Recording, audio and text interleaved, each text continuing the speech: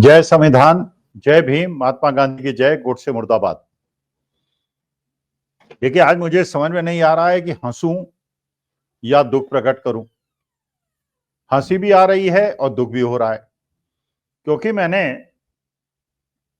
राजनीतिज्ञ तो हूं नहीं, एक शिक्षक हूं। लेकिन राजनीतिज्ञों को जो मैंने कटाक्ष करते हुए देखा है, तो मुझे लगता है कि जब वो कटाक्ष करते हैं तो ये भूल जाते हैं कि जिस चीज के लिए वो दूसरों पे हंसते हैं वो उनके साथ भी हो सकती है। अभी तक ये देखा जा रहा था कि जब राहुल गांधी ने पदयात्रा शुरू नहीं की थी, तो बड़े बड़े नेता, बड़े बड़े खानदानी कांग्रेसी कांग्रेस छोड़ के भारतीय जनता पार्टी की ओर जा रहे थे। अलग अलग कारणों से आ रहे थे, और पूरे हिंदुस्तान में हजारों ऐसे उदाहरण हैं जब भारतीय जनता पार्टी में लोग गए कांग्रेस को छोड़कर, और ऐसे ऐसे लोग छोड़ के गए जो कि खानदानी कांग्रेसी थे, जिनके पिता चीफ मिनिस्टर थे, जिनके बाबा चीफ मिनिस्टर थे, और नाम बहुत सारे हैं, आप सब जानते हैं। अशोक चव्हाण साहब के पिताजी भी महाराष्ट्र के मुख्यमंत्री रहे। बलराम जाखड़ के बेटे सुनील जाखड़, जो कि कांग्रेस प्रदेश पंजाब कमेटी के अध्यक्ष थे, वो अचानक भारतीय जनता पार्टी में चले गए और भारतीय जनता पार्टी में प्रदेश अध्यक्ष बन गए। उत्तर प्रदेश के अंदर सीपीएन सिंह हुआ करते थे, ये कांग्रेस के बड़े नेता, उनके बेटे आरपीएन सिंह कांग्रेस के बड़े निष्ठावान कार्यकर्ता थे। अचानक वो भारतीय जनता पार्टी में चले गए। एक सिंधिया साहब हैं ग्वालियर के, जिनके पिताजी की यहां तक की स्थिति थी कि अपनी माताजी से भी उनका समझौता नहीं हो रहा था, और बल्कि उनके देहांत के बाद उनको श्रद्धांजलि अर्पित करने भी वो नहीं गए।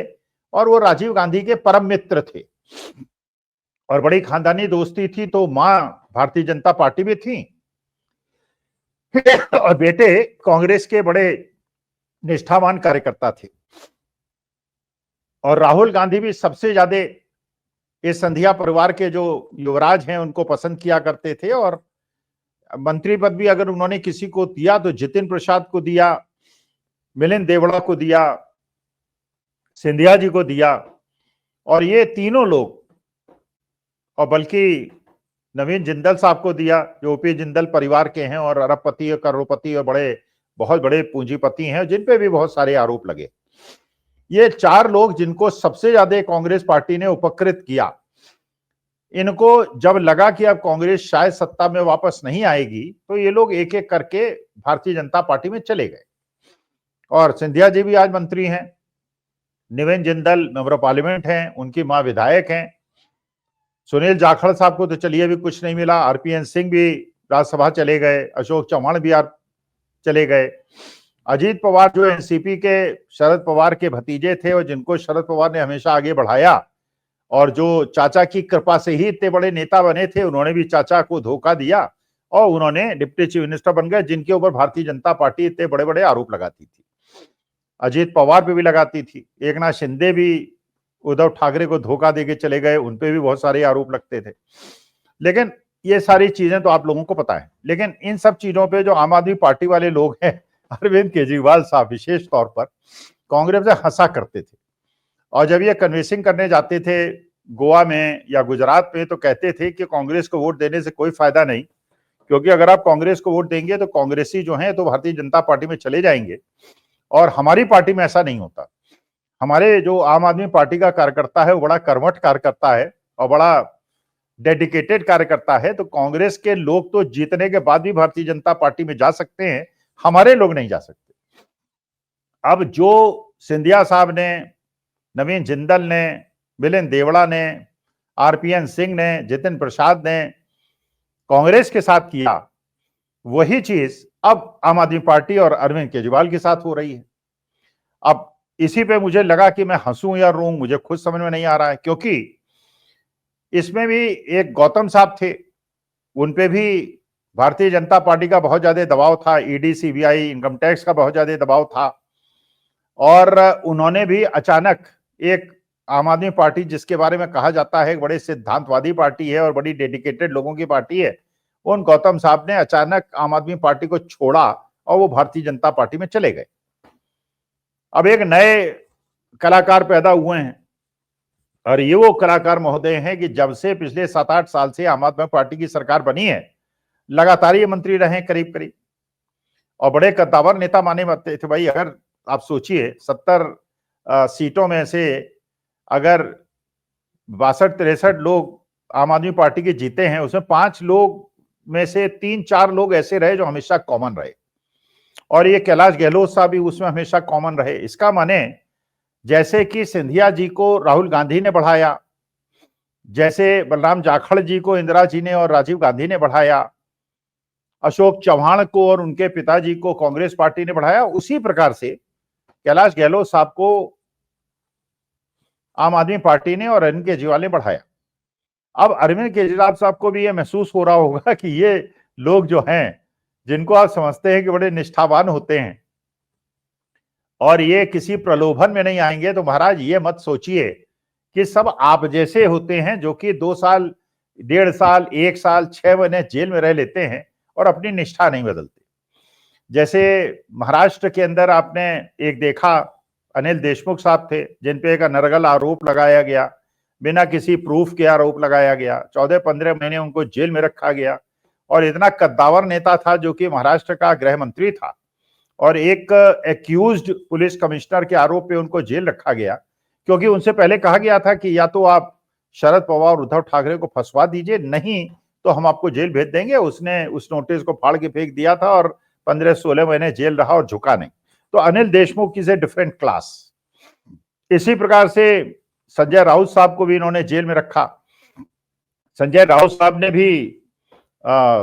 झुकना पसंद नहीं किया, उद्धव ठाकरे के प्रति जो उनका समर्पण था उसको नहीं छोड़ा, जेल रह आए, कोर्ट ने उनको बरी कर दिया, लेकिन उद्धव ठाकरे के साथ लड़की लगे हुए। ऐसे ही नवाब मलिक साहब थे, बड़े वोकल थे, और नवाब मलिक साहब भारतीय जनता पार्टी और समीर वानखेड़े के खिलाफ बहुत ज्यादा बोला करते थे, बड़े वोकल हुआ करते थे, शरद पवार के बड़े खासम खास थे, और उनको भी जेल भेज दिया गया, उनको भी छोड़ दिया गया। फिर ये शरद पवार के बजाय वो अजीत पवार के पास चले गए, खुद भी वो एनसीपी के टिकट पे लड़ रहे हैं, उनकी बेटी भी लड़ रही है, और जिनको भारतीय जनता पार्टी दाऊद इब्राहिम का खासम खास बताती थी, आज मजबूरी देखिए कि भारतीय जनता पार्टी को उनकी कन्विंसिंग करनी पड़ रही है, और उसी महायुति के वो एक कैंडिडेट है, उनकी बेटी भी कैंडिडेट है। अब कैलाश गहलोत साहब से कोई ये पूछे कि आप जब 6-7 साल में आप लगातार मंत्री रहे और अचानक आपने जो ये आरोप लगा दिया है अरविंद केजरीवाल पे कि शीश महल बन रहा था, अरे शीश महल कल तो बन के तैयार हुआ नहीं, शीश महल तो बहुत दिनों से 2-3 साल से बन रहा होगा, आप बनता हुआ देख रहे होंगे। जब अरविंद केजरीवाल उसमें रहते थे तब आपने आपत्ति नहीं की, अब तो वहां पे आतिशी रहती है, अरविंद केजरीवाल तो वहां रहते भी नहीं। तो इस बात पे अचानक आपकी नींद खुली, फिर आपने कहा जमुना क्लियर नहीं हुई है, तो 5-6 साल से तो आप मंत्री थे, अगर दिल्ली के लोगों की जनसंख्या समस्याओं का समाधान नहीं हुआ तो गहलोत साहब आप कैसे रिस्पॉन्सिबल नहीं है। लेकिन ये पता चला कि गहलोत साहब के ऊपर पिछले 6-7 महीने से भारतीय जनता पार्टी का दबाव तो कितना था, तो वो तो था ही, ईडी सीबीआई इनकम टैक्स का बहुत ज्यादा दबाव था, एक ट्रांसपोर्ट कुछ स्कैंडल की बात होती है, बसों के स्कैंडल की बात होती है जिसमें उनका नाम था, तो अचानक उनको बिल्कुल उसी से हेमंत शर्मा की नींद खुली थी, और वो अचानक चीफ मिनिस्टर बनना चाहते थे, 20-25 साल तक कांग्रेस के साथ थे, चाहते थे कि तरुण गोगोई के बाद उनको मुख्यमंत्री बनाया जाए, कांग्रेस ने स्वीकार नहीं किया, तो उसके बाद वो अचानक भारतीय जनता पार्टी चले गए और सेकुलर से अचानक वो हिंदूवादी हो गए, आज पूरे हिंदू मुसलमान में बटेंगे कटेंगे में लगे हुए हैं, और पूरे झारखंड के अंदर और आसाम के अंदर उन्होंने तूफान मचा रखा है देश को हिंदू मुसलमान के तोड़ने के लिए। अब कैलाश गहलोत साहब जो हैं अचानक प्रकट हुए और उन्हें परेशानी होनी शुरू हो गई और उन्होंने आम आदमी पार्टी को छोड़ दिया। आम आदमी पार्टी को ही केवल नहीं छोड़ा, आज पता चला है कि वो भारतीय जनता पार्टी उन्होंने ज्वाइन कर ली। अच्छा, ये भी पता चला कि देखिए भारतीय जनता पार्टी में कितना त्वरित न्याय होता है। ये सुना है, अब सच है गलत, ये सोशल मीडिया में मैंने पढ़ा है कि केंद्र सरकार ने या जो जांच एजेंसीज हैं उन्हें बस घोटाले के अंदर जो आरोपी बनाया गया था, आरोप पत्र से उनका नाम हटा दिया गया है। मतलब इधर उन्होंने आम आदमी पार्टी को छोड़ा, भारतीय जनता पार्टी को ज्वाइन किया, सुना है, I don't know, I don't have the proof right now, social media में जो चल रहा है मैं आपको वो बता रहा हूँ। इसका मतलब यह है कि कैलाश गहलोत साहब ने अरविंद केजरीवाल को धोखा दिया, भारतीय जनता पार्टी को ज्वाइन किया, और उनके आरोप वैसे ही वापस हो गए जैसे अजीत पवार के हो गए, जैसे सरनायक साहब के महाराष्ट्र के अंदर हो गए थे, जैसे अशोक चौहान के वापस हो गए थे। जैसे लोगों पे आरोप लगते हैं, दबाव होता है, और उसके बाद अब अरविंद केजरीवाल साहब को यह सोचना चाहिए कि ये समझना चाहिए कि भैया ईडी सीबीआई से आपको डर नहीं लगता, मनीष सिसोदिया को डर नहीं लगता, संजय सिंह को डर नहीं लगता, सत्येंद्र जैन को डर नहीं लगता, लेकिन बाकी लोगों को तो डर लगता है। और जहां पे उनके घर पे रेड हो जाए, उनकी संपत्तियां अटैच हो जाए, तो महाराज इस प्रकार से किसी दूसरे पे हंसना नहीं चाहिए, क्योंकि आज जनता ये देख रही है, दिल्ली की जनता हतप्रद है कि वो गहलोत साहब जो कि आम आदमी पार्टी के सबसे बड़े सिपहलदार थे